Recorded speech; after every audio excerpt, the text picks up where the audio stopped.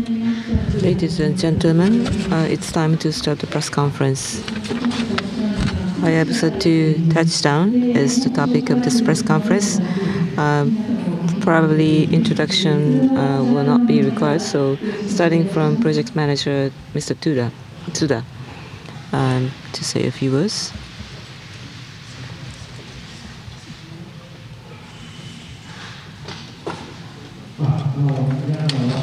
Thank you very much for gathering, and I am project manager. I am Tsuda for Hayabusa 2 project manager. So mankind's hand has reached a new star today. JAXA was successful in operation of touchdown of Hayabusa 2 to Ryugu and sample collection from Ryugu. And after confirming the data sent out from Hayabusa 2, we were able to confirm that sequence for touchdown of Hayabusa 2, including the projectile firing to collect samples, was implemented. And Hayabusa 2 status is normal, and we are successful in touchdown to Ryugu today. So it was supposed to be performed in October, but it has been postponed, and I'm sure we have caused some concern to you, but for the past 4 months, we have improved our plans to be fully prepared for the touchdown today. And as a result, we have seen the best scenario out of all the assumptions and in the touchdown. And I'd like to thank all the people who have helped us, and also all the people who have sent us messages of encouragement. And I'd like to take this opportunity to thank everyone. And it has been made possible not just by JAXA, but science members in Japan, and also space agencies like NASA, DNR, and other space organizations in Germany and France. All the members have helped us in this project, and there is support from the government of Japan to implement this project, and that's how we have achieved this much today. And I am very pleased and thankful for this opportunity and what we have been able to achieve so far. Thank you. Now, the project engineer, the flight director at the touchdown operation, Mr. Saeki, is now going to say a few words.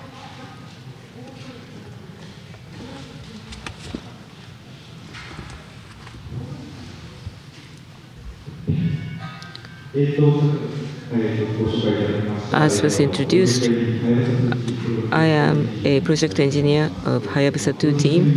I am Saeki. What is the job of a project engineer?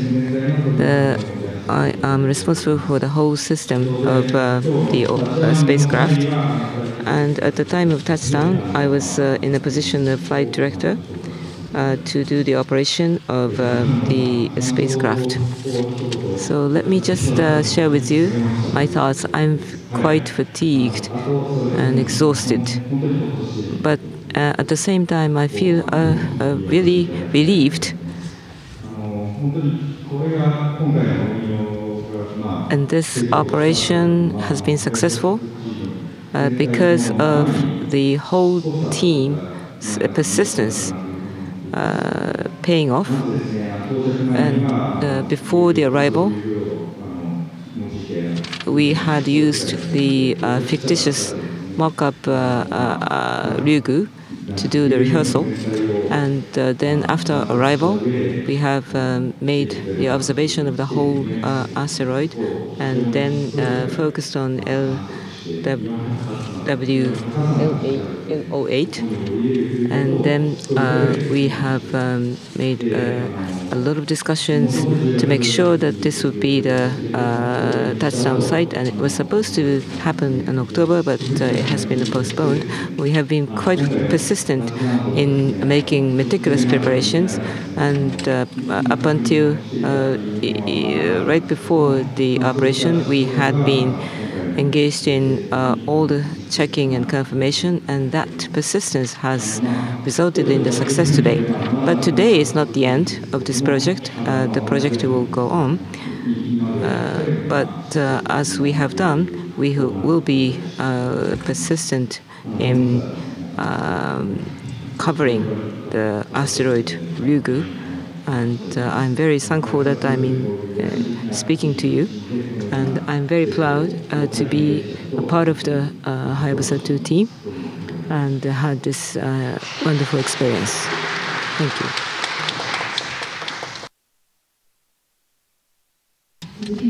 Next, there was a briefing and navigation guidance control was said to be most important in the morning briefing, and Mr. Terui was responsible for that, and I am Terui for navigation guidance control. And at the time, the touchdown today, in all aspects, a high degree of accuracy was required from the altitude 20 meters to the target marker at a certain determined time. From the target marker to in the direction of the Earth, you have to bring the spacecraft to a certain altitude with a certain accuracy, and we had to be successful in that. And also, the touchdown site was quite small, as you know, so there had to be a pinpoint touchdown to be done.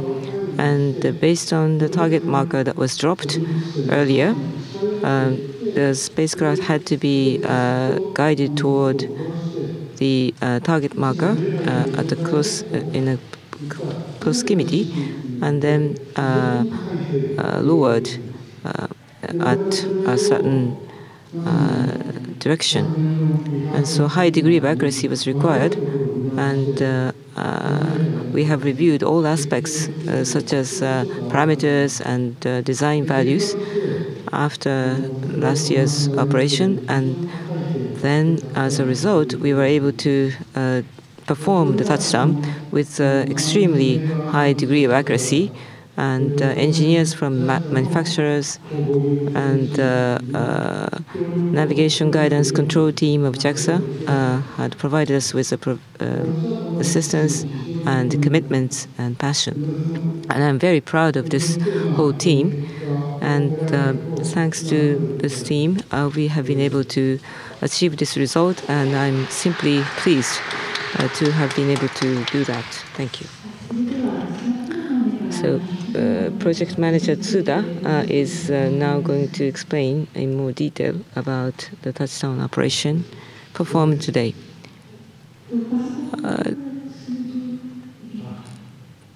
Is there anything that I can refer to in the presentation? Well, it's just fresh from the system, and I will be sharing that data with you later, but let me just state the facts first. Starting from the beginning, to give you the overview, yesterday, in the morning of yesterday, the descent was started, and 5 hours delay from the original schedule, because the presetting of the descent had to be reviewed in some parts. So we reviewed them to decide whether descent would be possible. And we were cautious in making this decision. that was the reason for this 5-hour delay. And it was hard for us to make this decision of delaying by 5 hours, and the recovery was made with great support from the team members. And then the descent was started 5 hours with 5 hours delay, but touchdown site was predetermined, so the descent speed was doubled from the original plan. 40 centimeters per second is the usual speed, but 90 centimeters, 90 per second, was the actual speed of descent. And in the simulator training that has been done since 2 years ago, we have actually performed this speed operation, so that's why we are able to do this. And at 5 kilometers in altitude, the spacecraft switched over to autonomous operation and then returned to the original plan. And after the altitude of 5 kilometers, the spacecraft descended as originally scheduled. And between 500 meters and 1 kilometer in altitude, I'll be more specific later, but the final go or no-go judgment was done, and the spacecraft was found to be normal in status. So we sent a command to tell the spacecraft to be fully autonomous in operation. And perhaps some of you have seen on the screen, because this was covered, basically we were looking at the monitor from the radio waves that are emitted. We can only estimate the move of the Explorer. The Explorer to assume a position which is suited for landing. Because of this, the antenna is not facing the ideal direction. The radio wave frequency change has been predicted in advance, however. Plus minus 30 minutes is the range, so there's a wide range. So at some point within this range, we assume that there would be a touchdown. As a result, what happened was the fastest of what we had expected and scheduled, and the fastest speed was achieved. The radio waves were able to be translated into altitude to show you. This is what it looks like. We would like to show you this on the screen later if we can do it on time. At the altitude of 20 kilometers it started, and then it went down to 5 kilometers of altitude, 10 centimeters per second. That was a deceleration of speed, and continued to descend. And at the end, there was a touchdown where the altitude is 0. At the point of altitude 0, the Explorer was autonomous. But it detected the touchdown, and the projectile was fired. And the projectile, there are 3 projectiles of this. We launched number 1, projectile number 1. The touchdown confirmation was such that if one condition out of the several conditions are met, the device would detect, and the Explorer detected the change in attitude, and therefore it determined it had made a landing and ascended toward altitude 20 kilometers, the home position. That is where the Explorer is headed, and the speed at which the ascension is taking place is very normal and smooth. And tomorrow, 24 hours from now, the Explorer would be back in home position. Another graph I'd like to show you, the projectile. When the telemetry was revived, during the time where there was no telemetry, where we only had the frequency and radio wave strengths, we confirmed that the signal strength was correct. And when the telemetry was revised, we confirmed that the sequence was done properly.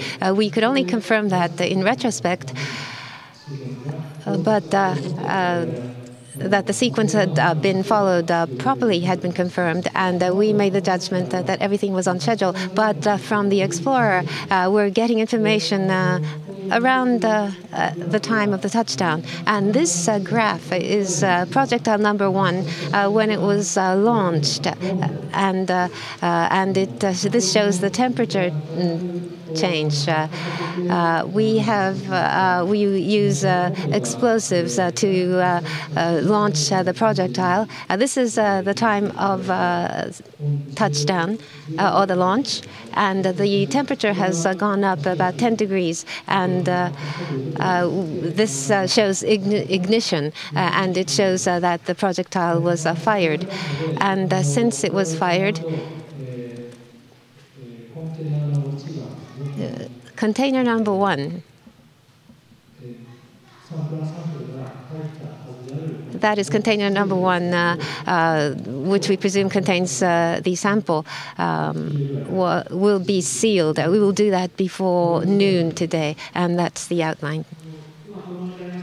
The project manager said 22 hours, 29. Japan time, that's 7:29. That's the time of a touchdown. Japan time, 7:29. And the temperature has gone down, has changed. So we confirmed that the projectile has been launched. So without a doubt, the command has been issued, and the projectile has been fired, and that has been confirmed. Dr. Kubota, 7:29. That is the Explorer time according to Japan time, and we confirmed that 19 minutes thereafter, 7:48. We'd like to move to Q&A. So if you have a question, please raise your hand. Please wait for the microphone. Person in the front. Nikkei Shimbun, Kato is my name. My question is directed to Dr. Tsuda.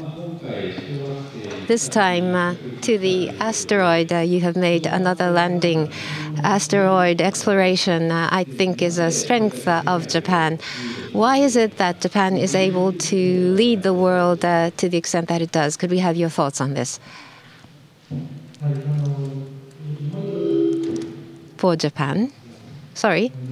Japan, this asteroid exploration started not with asteroid 2. Before asteroid 2, there was asteroid 1, and before that, in case of the small bodies, there was Sakigaki, a Halley Comet explorer. So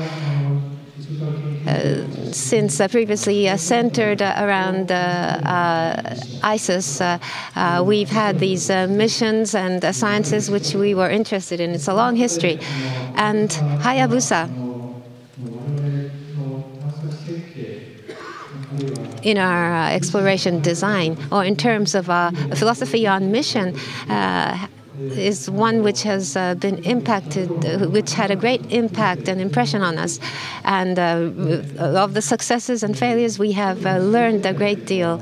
And the small celestial bodies are such that you send explorers to the unknown entity. And this is the only way you can do the explorer. This is the type of exploration.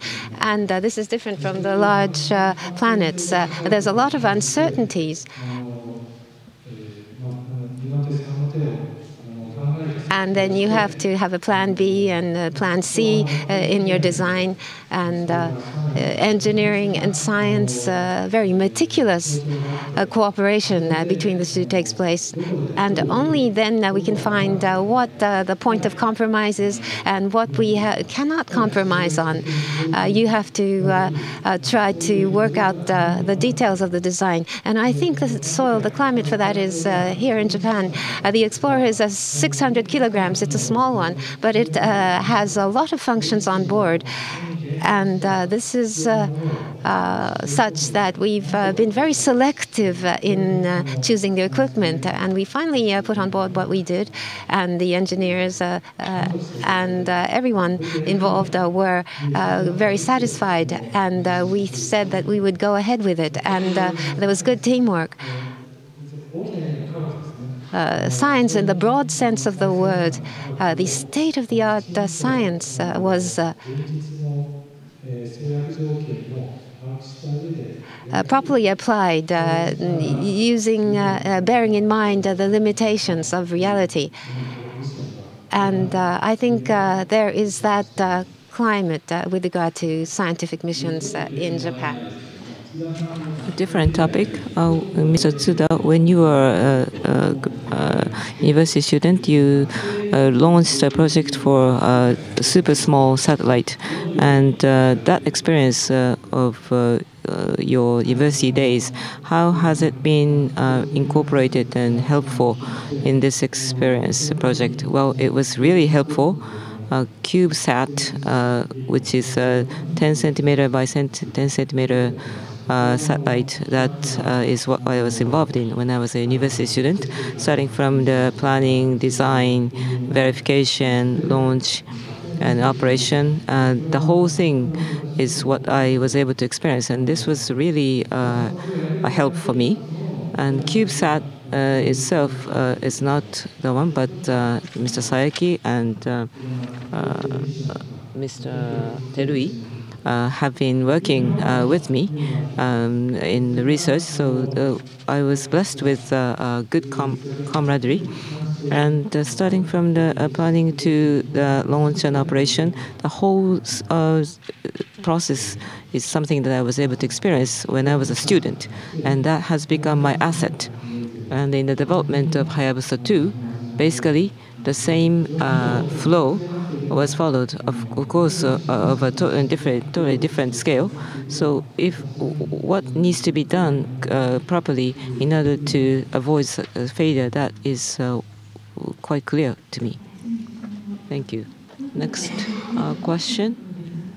The lady with a check pattern. Oh, I am Ida from Nippon TV.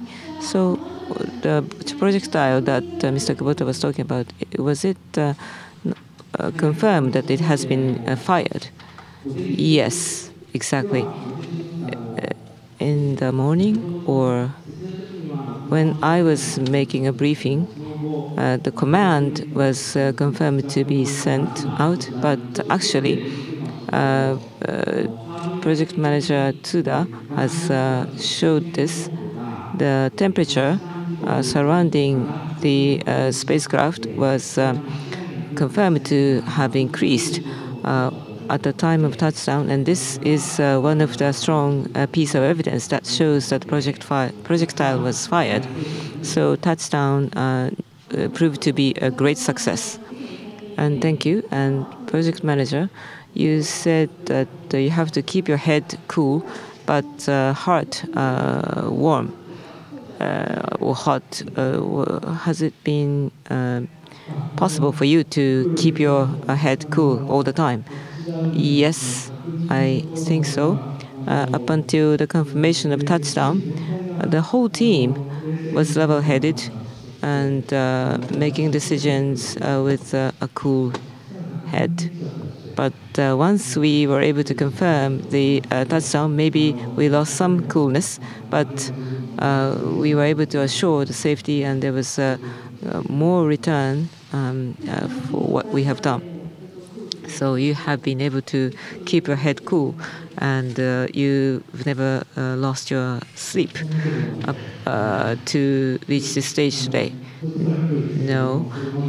Today I was able to keep my head cool, but prior to that I was worried, and there were several days where I had to lose my coolness and level-headedness in overcoming issues. So it's not the case that I was able to keep my head cool all the time, but you were able to sleep, had a good sleep last night. Well, the descent started, and I took a nap, and then came back on a shift. So between yesterday and today, the operation went on, so I was not able to have good sleep because of 5-hour delay. The next question, the lady in the front row, please. Nagayama from Mainichi Shimbun. Congratulations for confirming the touchdown and the launch of the projectile. I'd like to address my question to Dr. Tsuda. Hayabusa 2 has the number 2 on the name. It's a completely new concept, I believe. And it's a new Explorer which you wish to operate with a new concept. Now you've been successful with this touchdown. So the positioning of Hayabusa as a exploration spacecraft, could you comment on that? We've created Hayabusa 2 cherishing what has been passed down from Hayabusa 1.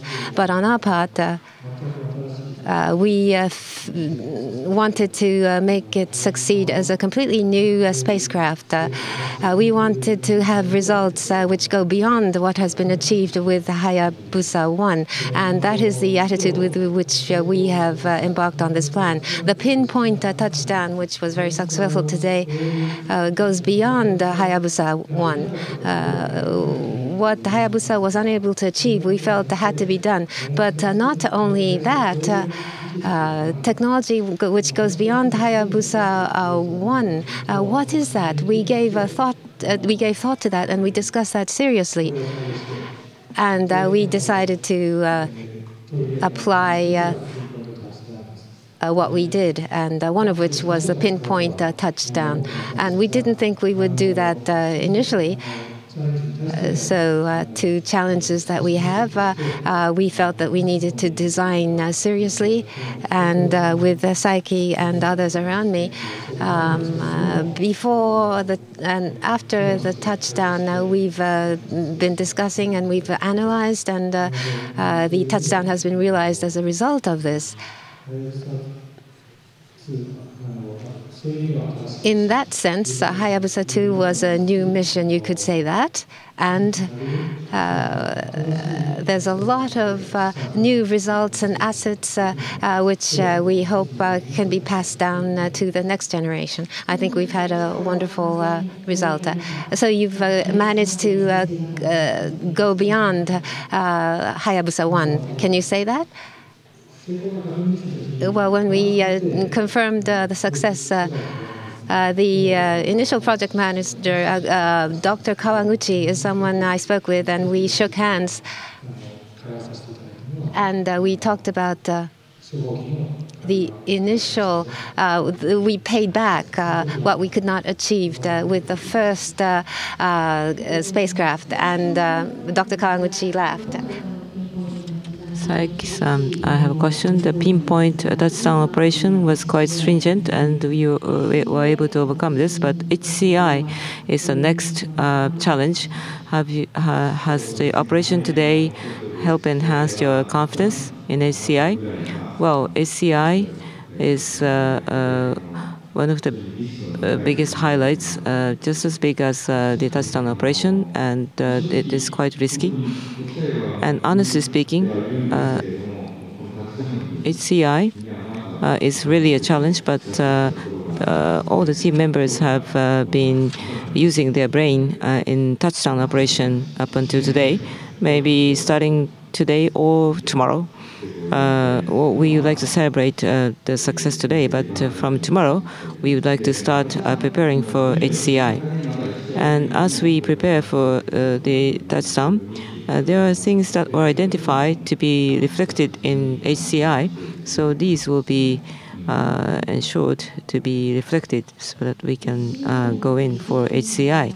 So this success, would that lead to your confidence in HCI? Well, this has stepped up our momentum, but we have to remain cautious.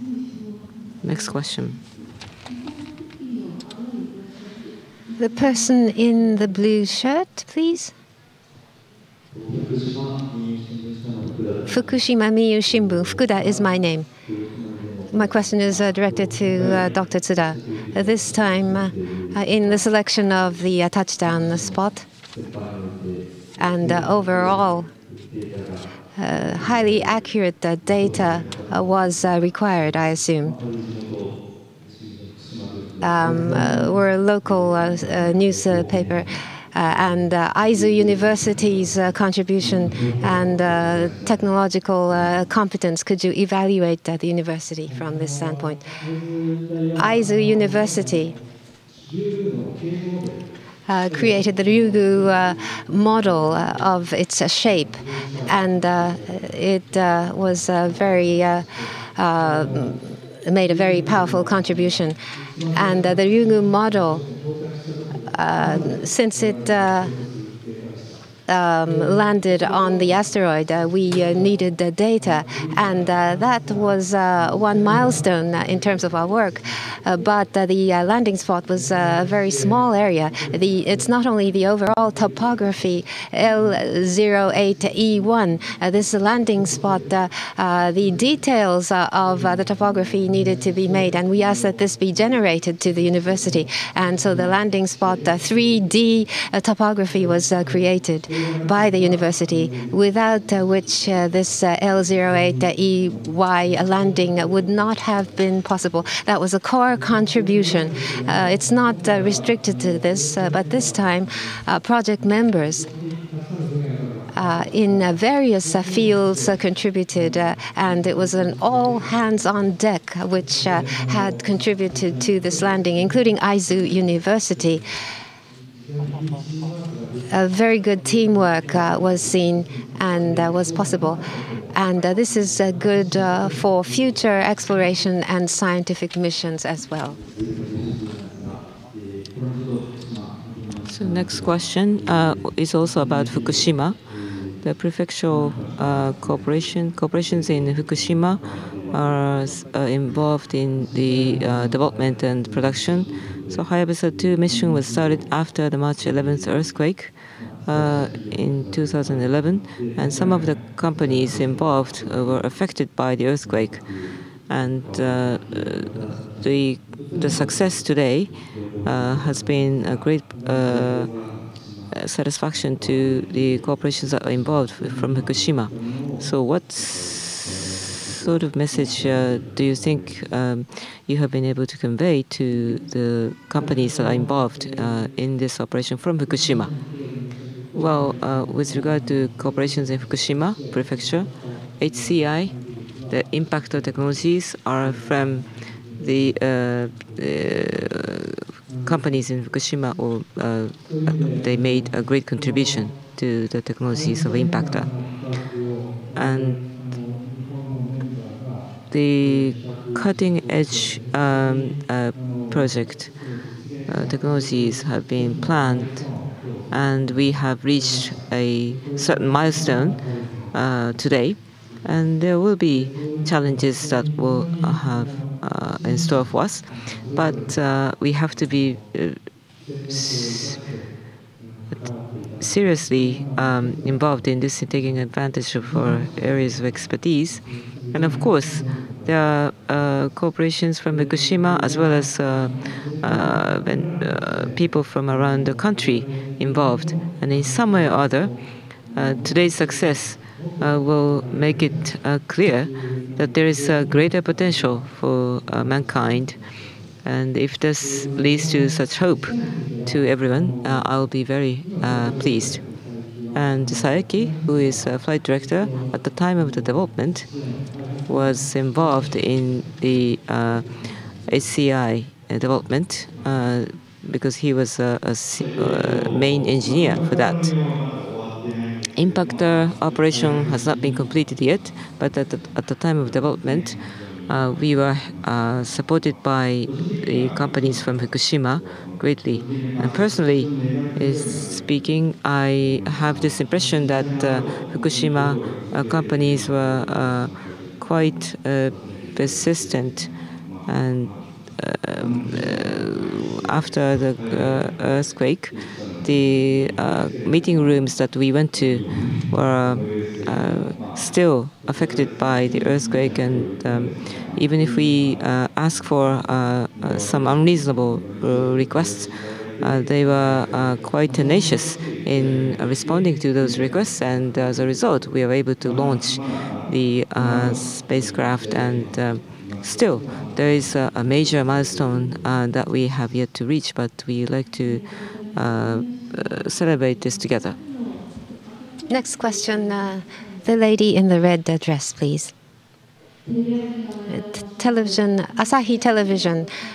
My name is Maeda. My question is to Dr. Sayaki. You talked about the impactor, and to Fukushima businesses, you said you made some unreasonable demands, but they did not give up and they were very tenacious. Could you be more specific? What did you ask for? If I may say so, the development period was very short, so that was unreasonable. The short development period is such that in the development stage there are inevitably many problems. To meet the schedule, there was a lot of trial and error, and so we are trying to curtail something which originally takes some time, and we asked them to come up with some prospects by a certain date, but they never said they couldn't do it, and they said they would try. They said that they would try, and that is was their approach. Thank you. The impactor was an unprecedented attempt. What are your expectations of the impactor? The impactor and operations of this kind is the first in the world. Personally, at the impact, DCAM camera to be separated to take images, and if we could see the crater and things being ejected is something I envision. If I could really see that, that would be really interesting. Next question, please. The person sitting in the front row, please. I'm Sue from Kyodo Tsushin. Congratulations, and I have a question to Dr. Tsuda. You are taking on the challenge of the most difficult touchdown, and it was said that you are taking on the challenge of applied question from the beginning. So, as you took on this challenge, what are your thoughts? Well, this is the most challenging applied question. The pinpoint touchdown was originally designed to be used after the crater was created. So from engineering perspective, it was thought to be one of the challenges. But the Ryugu turned out to be more difficult than we had expected, so we had decided to deploy all kinds of technologies that are available, and that's why I said that this is an applied issue or question to be solved. Well, as an engineer, you have to start with the basic question, and then all the questions are answered to before the applied question is resolved. But on the Earth, we solved the trial questions or rehearsal questions, and then took on the challenge of this applied-ish question for real, without any rehearsal. But we had to make sure that we would not be complacent. And of course, Terui, actually, he's much senior to me, but I said that this is a sequence that we should go ahead with, but that won't work, or the value has to be reduced, or the criteria has to be lowered. So all of those exchanges were made. When I solved the rehearsal question, then he said no. and that was going back and forth, and sometimes Saeki and myself gave some no-go. So that was repeated between ourselves. So technological capability is something that I would like to emphasize, but teamwork is what I would like to emphasize as well. That made it a success. We are not really good friends, but we are actually competing with each other and learning from each other's experiences. And I just figured out how to solve the applied question. Future prospects is my next question. Impactor was discussed earlier. The second touchdown toward the impactor. The schedule will be worked out going forward. Minimum, what kind of period would you need? Or do you want to take on the challenge in March or April? Could you give us an idea of the schedule? We have to sort out the results, and after we have all the data, we want to firm up the final schedule. The term is limited, as explained before. Ryugu's distance from the sun, it will become closer and closer to the sun. So we have to finish everything by end of June. We may go overrun and go into July, but 2 weeks to every 2 weeks or 3 weeks, we have to do a replacement operation, and we have to repeat that. The crater operation is not something you do all of a sudden. You need a prior observation, test of going to lower altitudes, and when you create the crater, you have to go find it, and you have to think of this as a set of replacement operations. And the touchdown, twice we have to work out what to do about the 2 touchdowns which are scheduled. So after the weekend, we want to determine and report to you. But our intention is to finish everything before the end of June, the critical operation part at least. So it could be as early as March that you will do the second attempt, the crater or the touchdown itself inclusive? The second touchdown included. Well, at the present point in time, we cannot formulate a schedule. We don't want to remain idle for a month. That is not our plan. The state of the Explorer is such that it is in top shape.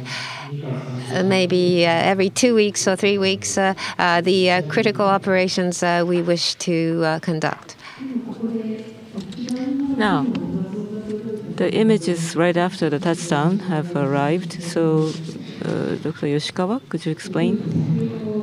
Well, in the pre-briefing, the images coming down from the spacecraft may not happen until later this evening, but actually, ONSW-1 wide angle images have already arrived. So the images that have just arrived have been now put together into PowerPoint slides. So I like to just share those with you.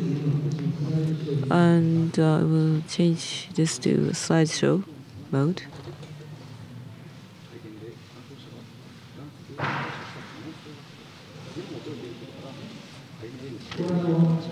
So this is the ONCW-1. That is a camera that is attached at the bottom of the spacecraft. Has taken this image, and I just took a brief look at this in the control room, and before I came, and touchdown was made, and during the ascent, this image was taken, and as you can see, there's a shadow of the spacecraft seen, and then the target marker in this image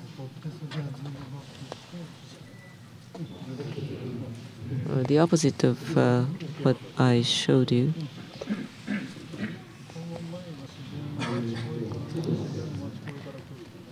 Just a moment. It's gone. Just a moment, please.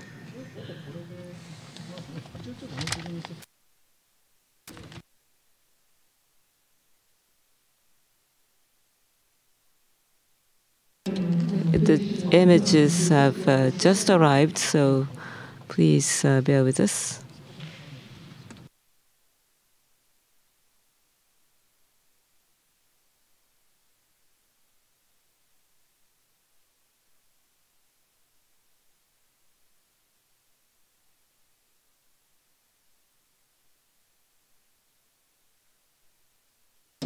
The resolution has changed, so it may have become a bit difficult to see, but this is target marker. And L08E1 point is around here. And this Explorer set point cannot be identified, but at the lowest altitude, when it landed on the ground, there is a jet fired for ascent, and this is the color that was not seen before the touchdown, and this is the trace of the jet fired at the touchdown. And then during the ascent, there are many sand particles that were flown up or lifted up, and there is a black portion. And is this the one that was flown up during the ascent, or a sampler horn folded tip has picked this up, or particles following? So there's sand particles that were lifted up in large volume. So this is not because of the projectile. This may have been because of the setup or thruster jet. So even if there are many boulders, there are this much particles that were flown up, and from above the target marker, there was an offset of the spacecraft to stabilize the location, and that is where the spacecraft stayed. So that may be the reason why this part looks black, but we're not sure. And the touchdown is probably the center of this trace mark, but L08E1, the spacecraft is 6 meters long, so this is how it would look.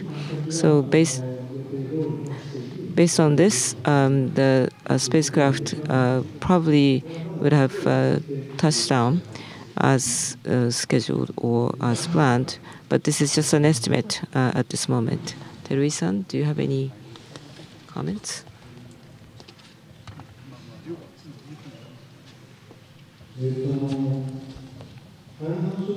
So Hayabusa 1 originally was designed to touch down in a broad area, and as you know, in the case of Hayabusa 2, in this very limited narrow space, the pinpoint touchdown had to be performed. That was the requirement. And on our part, by watching a target marker, navigation had to be done, and that would have, if that had been done, then you would achieve the high level of accuracy. But with the Hayabusa 1, you would not be able to achieve the required level of accuracy, only 1 meters in horizontal direction. And if the touchdown had been made as it were, then it could have hit the boulder in a very dangerous zone. So we have redesigned, and in terms of accuracy of the position of the spacecraft, we have been able to narrow this down to at least 25 centimeters, and it should be stabilized. And so speed accuracy has been improved to 8 centimeters or 8 millimeters per second. And as was required by the touchdown, this had to be landed in this particular site with 100% accuracy. And that's how we came into this touchdown operation. And as you can see, we were able to achieve the touchdown with almost perfect accuracy. Thank you very much for that fresh image. We'd like to continue to entertain questions, but the live program is scheduled to finish at 12, so we'd like to entertain 2 or 3 questions in the middle row. Someone who has had his hand up the whole time. Tomiyama from Yomiuri Shimbun. I'd like to ask Dr. Tsuda, you've launched the projectile. What are your hopes and views on possibility of actually having collected the sample? The projectile was launched, and there are things flying around the Explorer. And I believe this is not due to projectile. Those that are flying around actually exist on the asteroid. You just have to touch it to know. But what this strongly points to is that if you properly launch the projectile, a decent amount of sample would be collected. And for our part, this is the kind of information which gives us the highest expectation. So we've made the decision to seal the container. And the initial Hayabusa was one for which you were participating. As a project manager, what is your view now?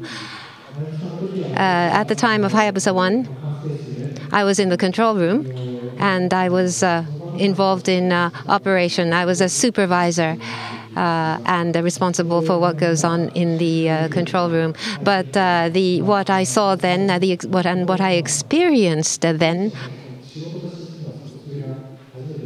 well, this was the first time I've done the kind of job that I did, but what I experienced was very helpful, and I leveraged my experience. And at the time,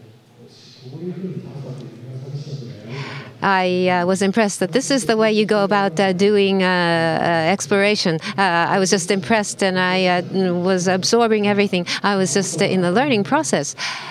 But when I started work on Hayabusa 2, and looking back on the time I was involved in Hayabusa 1, I was extremely busy, and I had to make decisions one after another. And there was no time to relax and regain my cool. But this time, I think I was able to properly make decisions, and I had a sufficient quality team. If we have a good team and and enough time and good spacecraft, I felt that I would succeed. Of course, to have these 3 is very difficult, but in the past 10 years, I've prepared in order to achieve this, and I think what we've achieved was a result of this. The altitude at which the spacecraft went into autonomous mode, could you tell us what altitude? The GCP nav, when there's a descent from altitude 20 kilometers, less than 5 kilometers, the autonomous operation starts. So between 20 kilometers and 5 kilometers, the altitude operation is maintained stable, and go or no-go decision was made up until 300 meters in altitude. Go no-go, the judgment was sent out. After that, all is automated based on the pre-sent program and sequence, so that we followed autonomously. The person that's standing behind the camera. I am Saito from NBS. You talked about SCI and touchdown. And in terms of scientific operation, in the original press conference, Ryugu was said to have homogeneous rock property. So wherever you take samples from, the materials probably would be similar. If that is the decision or judgment by the scientists, then the number of touchdown operations could be reduced. But what sort of requirements are coming from the scientists in that regard? Well, as you said, the variability seems to be homogeneous. well, being homogeneous, we're not saying that the color is all the same, but there is a variability in colors, but wherever you take samples, the degree of variability is the same. Wherever you take the samples, that's what scientists said. So taking samples from multiple locations would be valuable still. And so that's the judgment by the scientists, in my understanding. But as a mission of the explorer, in the limited time available, you have to prioritize the items to be done. So as of today, we cannot tell you the sequence of operations or number of operations to be performed, but based on the result of today, which turned out to be the best, so we would come up with the plan for next week, and we will let you know in due course. Thank you. Thank you. There are many hands up. The lady in the dark black jacket, please. Ayuchi is my name from Television Tokyo. Hayabusa 2 members have demonstrated great teamwork. Did you say anything to each other before today to encourage? And after the mission was successful, what did you say to each other to express the gratitude for the efforts that have been made? Suda-san first, please. Dr. Suda.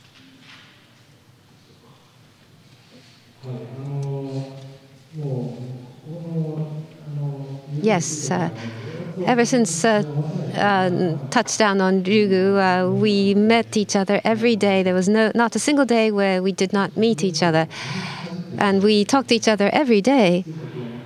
So regardless of whether we like the person or not, the communication status was very good. Yesterday, after I finished my shift, there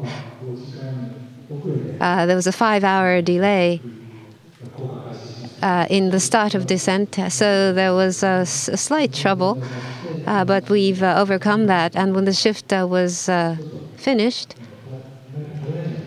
we said that there was something lacking. So we had katsudon cutlet on rice, and I had the chicken cutlet. We went out to eat. So inclusive of times when we relax or we're on the job, I think we have good teamwork, and the communication was very good, which is one of the factors leading to success, I believe. I have nothing in particular special that I have said, and in that regard, maybe I haven't answered your question. So is it the same for everyone? There was nothing special? No, nothing special was said? Teru-san, please. Regardless of whether we get along or not, it's not that we don't get along, but we're physically very close to each other. Hayabusa 2's room is a very small one. Within 1 meter, you can people are seated next to you, so you can see their profile very closely. And so when something happens, decision was very quick. Within the 3 people that need to make decisions, we would discuss first, and as necessary, we included other members to talk. The flow of information and the communication was very close. And that led to quick decision-making and accurate decision-making and smooth flow of information. I think this played a role in the smoothness of communication. Dr. Kubota, I was in a position of a spokesperson, so I was a bit stepping back to see the whole team. But it was clear to see, well, there was some trouble because of 5-hour delay, but nobody has to rush because there's still time. And also, people were trying to enjoy the mission. And so I think they were doing the proper job while enjoying themselves. Mr. Saeki?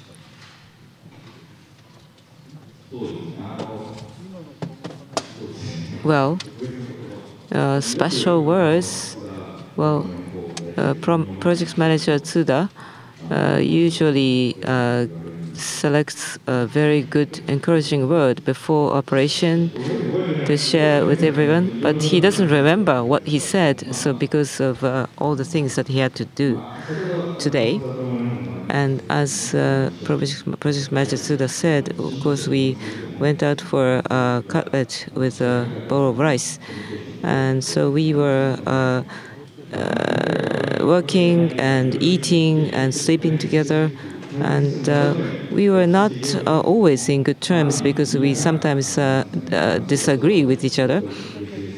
But so it's not the case that we are always saying yes to everybody else. But we were physically close, and it was easy for us to make good communication.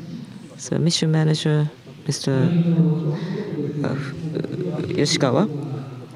Well, no single word stands out as an impression for me.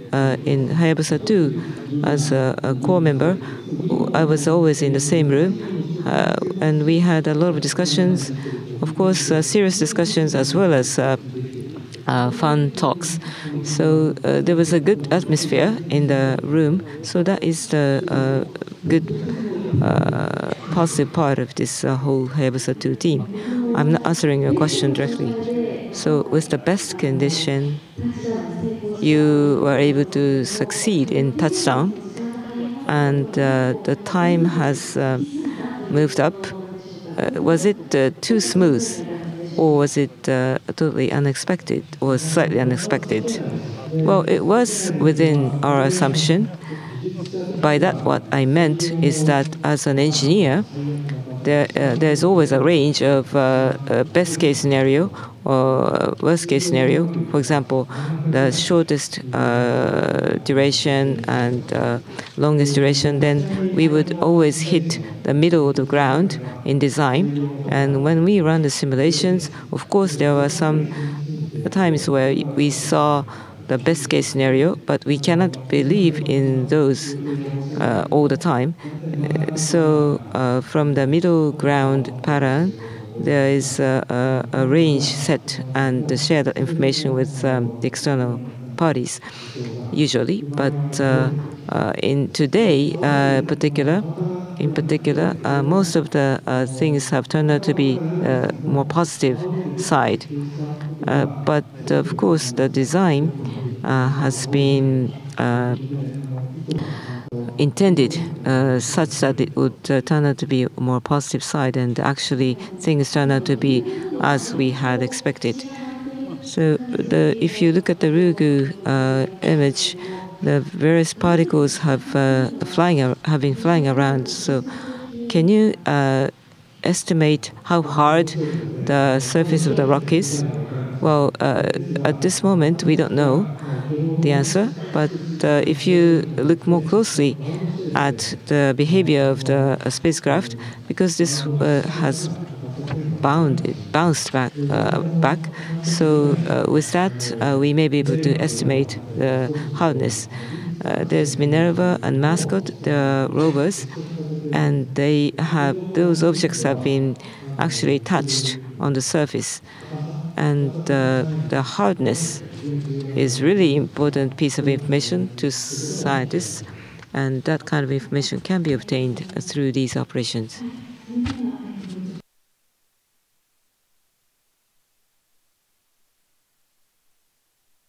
This is the end of the live coverage on JAXA television. So those of you watching us on the internet, thank you very much to all.